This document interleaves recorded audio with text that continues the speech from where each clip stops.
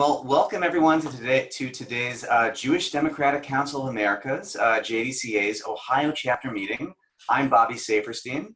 And I'm Adam Rosen. As JDCA Ohio's chapter leaders and members of the JDCA Next Generation Leadership Council, we're really excited that you could join us for today's meeting, where we'll hear from Congressman Tim Ryan and continue our chapter building with some phone banking around Ohio afterwards. So stick around for that.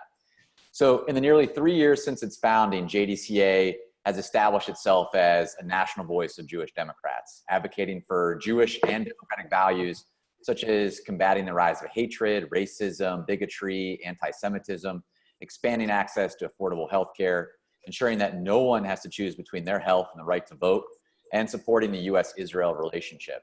In addition to advocating for those values, JDCA also supports Democratic candidates who share those values, including Tim Ryan. In advance of the November election, JDCA is expanding its efforts around the country to get out the Jewish vote. And this is where we come in.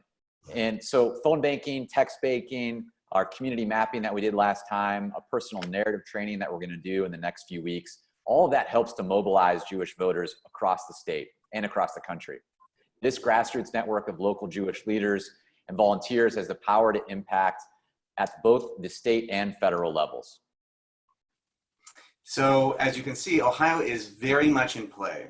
And we're going to start off today's meeting hearing from Congressman Tim Ryan, who has been and continues to be a really great friend of the Jewish community. Tim Ryan is a relentless advocate for working families in Ohio's 13th district. He was first elected to the U.S. House of Representatives in 2002 and was sworn in on January 3rd, 2003. Successfully re-elected 8 times, he is now serving in his 9th term. Congressman Ryan currently serves as a member of the powerful House Appropriations Committee, which controls the expenditure of money by the federal government. Ryan also serves as co-chairman of the Congressional Manufacturing Caucus and remains a leader in the fight to strengthen America's manufacturing base and reform U.S. trade policies. Ryan's primary focus remains on the economy and quality of life in Northeast Ohio. He works closely with local officials and community leaders to advance local projects that enhance the economic competitiveness and help attract high-quality, high-paying jobs. He is a dynamic leader in the House and speaks out on issues of particular concern in Northeast Ohio. He is a champion of efforts to make college more affordable, revitalize America's cities, and improve the health and well-being of American families and children. His work on these and other issues has garnered the attention of the national media. He is the author of Healing America, How a Simple Practice Can Help Us Recapture the American Spirit, and The Real Food Revolution, Healthy Eating, Green Groceries, and the Return of the American Family Farm. Ryan hails from Niles, Ohio, and currently resides in Howland, Ohio, with his wife, Andrea, and 3 children. So Congressman Ryan will be taking questions after his remarks. Please post your questions in the Zoom chat area. And we also invite you to join the conversation on Twitter by tweeting us at US Jewish Dems. And without further ado, thank you, Congressman Ryan. Thank you, Bobby. Appreciate it. I'm going to have to add to my bio, my favorite bourbon today is Angel's Envy. Maybe that's like, then I could build a list on my bio. Great to be with all of you. Thank you so much for having me. As most of you know, Josh is a buddy of mine, and we've had a lot of really good times together, but a lot of really great conversations about our relationship with Israel. I certainly wouldn't be on this call if I wasn't supportive. Lots going on, obviously, with the rise in anti-Semitism, which is, as we all know, just another byproduct of the tone that we see in Washington, D.C. and really around the world. As you all know, the issues around BDS, that we continue to fend off and make sure that our relationship, I sit on the Defense Appropriations subcommittee, and next year, like all congressional promotions happen, people start retiring. I will move up to be the vice chair of the Defense Appropriations subcommittee, which is a huge responsibility. And obviously, our relationship with Israel is front and center. we're going to open it up for questions. So I'll give a quick, debrief on kind of where we are right now in the politics. I'll start with the policy, and then I'm sure we're going to get into the politics, but we are waiting. I'm home. I'm back in Ohio. We were in DC I was in DC for 4 weeks straight. The first 2 were just on the appropriations committee, trying to get our appropriations done by the end of July, which we were able to do.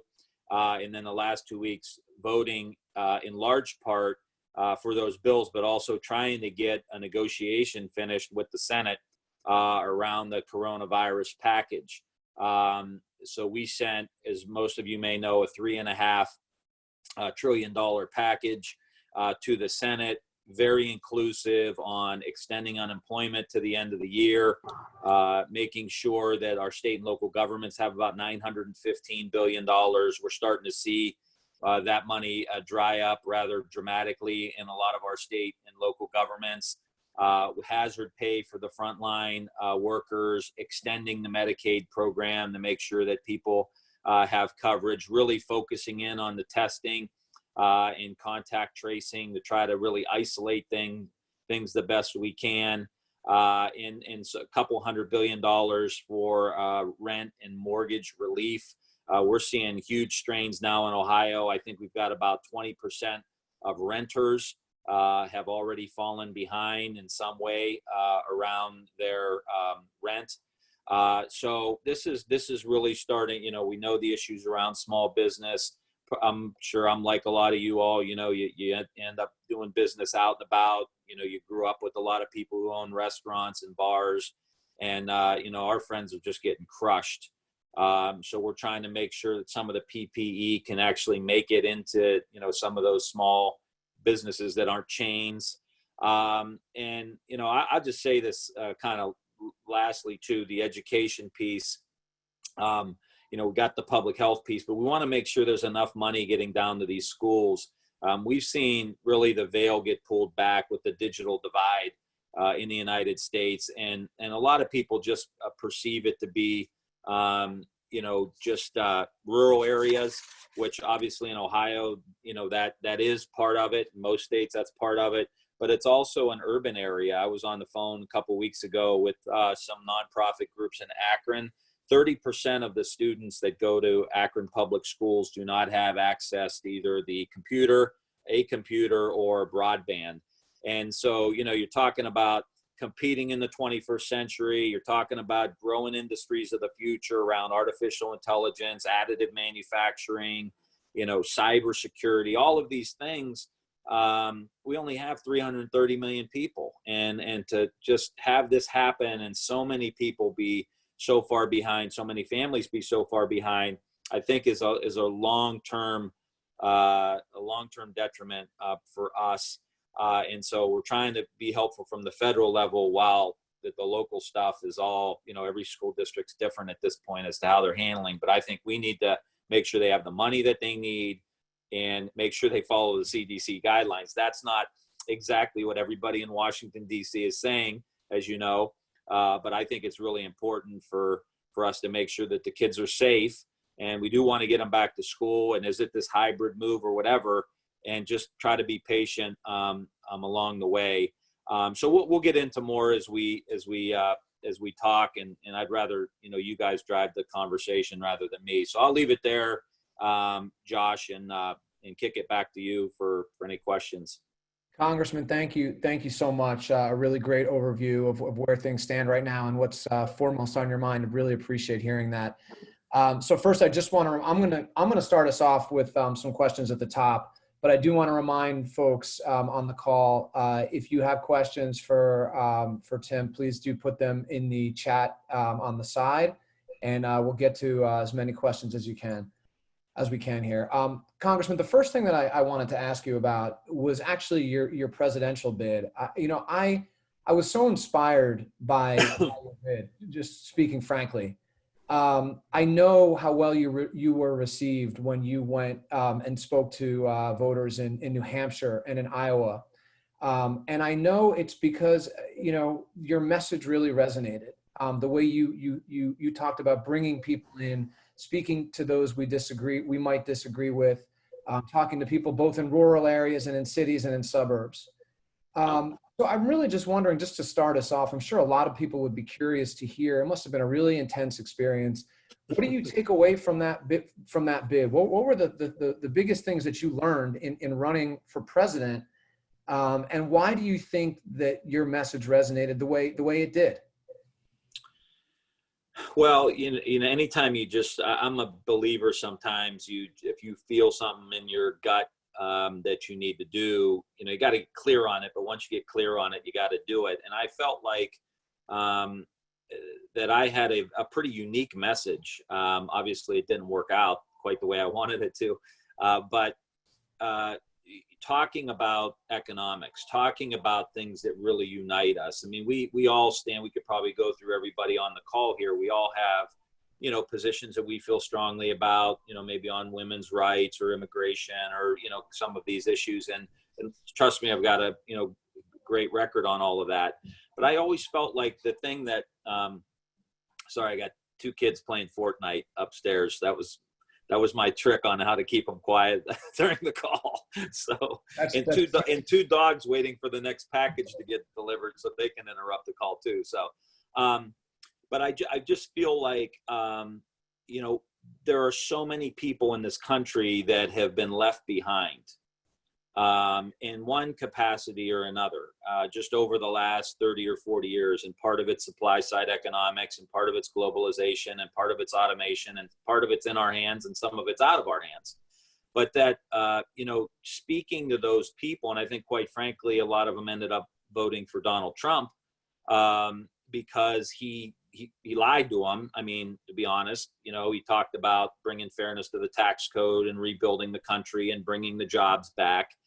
And in a lot of ways, and I said this a few times and got in trouble with some Democrats, I was like, I blame us more, than anybody that we allowed that group of people to feel so disconnected from us and our message that we didn't talk to them enough over the years, or didn't do enough for them over the years.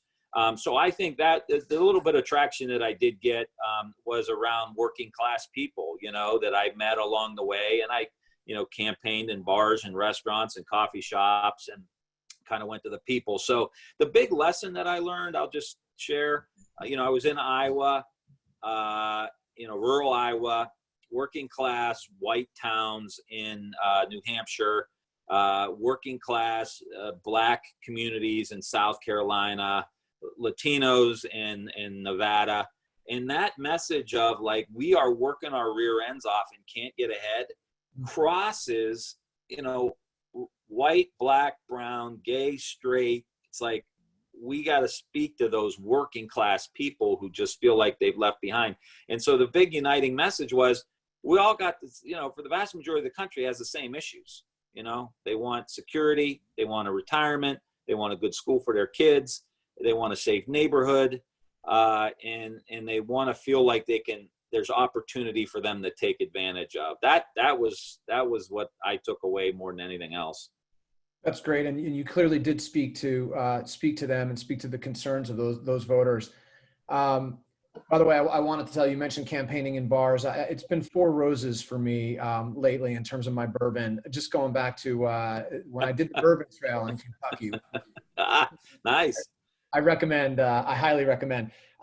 But seriously, I wanted to get sort of right back into it, and we have some questions coming into the chat, which I'll get to in just a moment.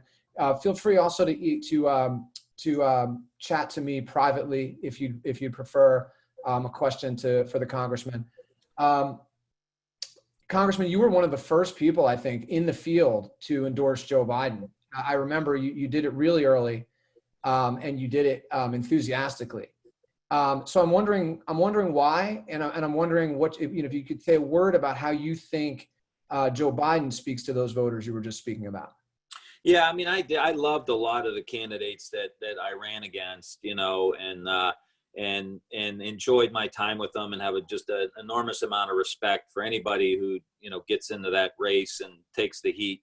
But I just felt like almost the same reasons why I got in the first place. I mean, I got in because I thought people were going to see me as maybe a young Joe Biden. And that would be great because, you know, we have a little more play with some of the college kids and, you know, got a young family and all that stuff. And so when I, you know, realized that I didn't have enough gas in the tank to keep going, I felt in my gut that the brand of Joe Biden is the brand that can take on Donald Trump. And I just felt like, you know, pulling a lot, he's from Scranton, you know, he's Joe Biden, you know what he is. And just to have him on the ballot next to Trump, I felt like we could pull a lot of those voters back who maybe left Hillary and would come back to a Joe Biden, not necessarily because Biden's better than Hillary or anything like that, but because they actually had 4 years to watch Donald Trump. And that shifts your views, focuses the mind.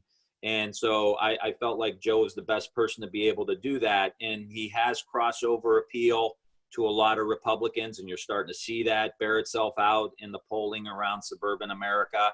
And so that was my hunch. I felt like I had a pretty good beat on it, and the polling starting to bear it out. So we just got to keep going for the next few months. Great. So we've got a couple questions coming in now. The first is related. Someone on the call is interested to know what you think about Biden's chances in Ohio, that there was a point in time where people were wondering, is Ohio still a swing state? What do you think 90 days out? I feel good.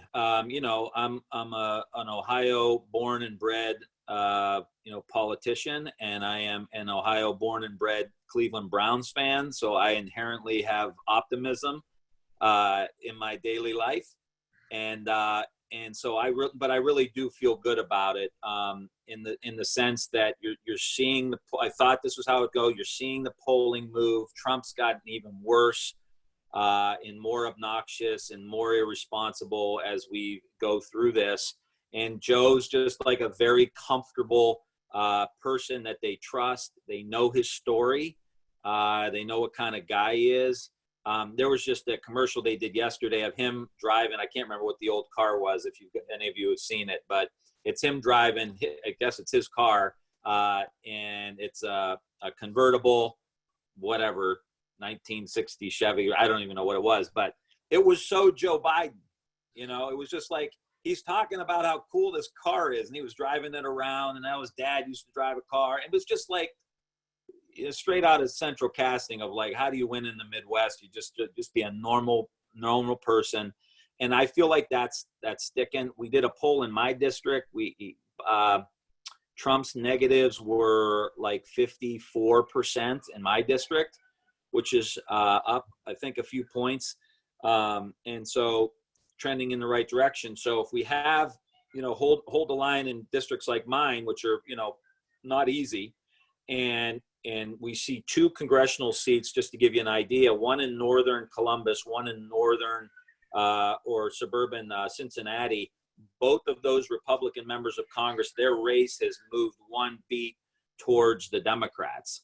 So the polling's bearing out in both the congressional races in the suburbs and with Biden. So I feel really good about it. You know, who knows in this environment, and with all the threats to the Postal Service and mail-in ballots and all that stuff, who knows how that cuts. But I feel really good. I think Joe can win. We lost the General Motors factory in Northeast Ohio, 4,000 jobs, and then the ripple effect.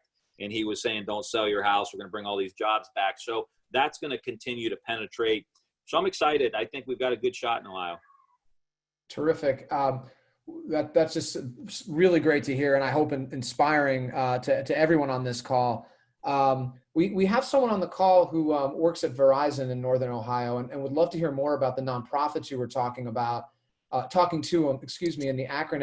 in Akron about the digital divide and how we can help. I know pre-Corona you were really interested in bringing VC money into Northeast Ohio. You were really, had some really interesting stuff going on there. That's the first part of the question. I'll put both of these out there and you can take them both. The second part, she asks, what is the top thing that Democrats have to do when we win the White House in November to bring this country back together? So two different directions. 2 great questions. One, I was talking to the United Ways of, I think, Summit, Portage, and Stark counties. They were the ones who gave me that statistic, and love to connect you through Josh can, get a hold of me. Love to connect you to see if there's anything we can do to be helpful. There will be more broadband money. In our bill, I think there's more broadband money, but in the Department of Ag appropriations we just did, there's a lot more broadband money. So that's one. I think once we get in, this is, a little bit Machiavellian in some sense, but I feel like as Democrats, we've got to flip the cycles that we normally see, where we win and we have the House and the Senate and the White House. And then 2 years later, we lose everything, and then we're stuck like we were in 2010. I mean, those issues I talked about early on, Josh, about the economy, I felt like President Obama was really moving in that direction. We had just gotten out of the crisis. He was doing these public-private partnerships around certain technologies, one we have in Youngstown around additive manufacturing. And I felt like we were moving in that direction. So we've got to prevent that from happening. So I think once we get in, obviously we got to get our arms around the virus. We got to get a vaccine. We've got to make sure that the state and local governments have, what they need. They've already laid off about 1.5 million people. And then I think, we go right into a big infrastructure bill. We're borrowing money at 0%. Granted, I know, I think in the long term, we need to be worried about the deficit, but I also think that, there's a lot of investments that we need that will yield growth. One of them's investments into our infrastructure, our broadband, smart cities, smart grids, keep it bread and butter. I think one of the things I advocated for was creating a chief manufacturing officer in the country. Obviously, I'm not talking about integrated steel mills from 100 years ago. I'm talking about, artificial intelligence. I'm talking about additive manufacturing, wind, solar, aerospace, really these industries of the future. How do you bring AI into the 50 or 60% of mid-sized manufacturers who don't know how to use it to ramp up productivity? They'll be upskill and really invest into our workers. These frontline workers we're talking about, cashiers at grocery stores, they're not going to have a job in 3 years. So how do we invest into electric vehicles, invest in the charging stations, invest into the batteries, invest in all these technologies, but then upskill the 60 or 70 million workers who don't have the skills to fill the 60 or 70 million jobs, this is all pre-corona, that needed mid-skill level training.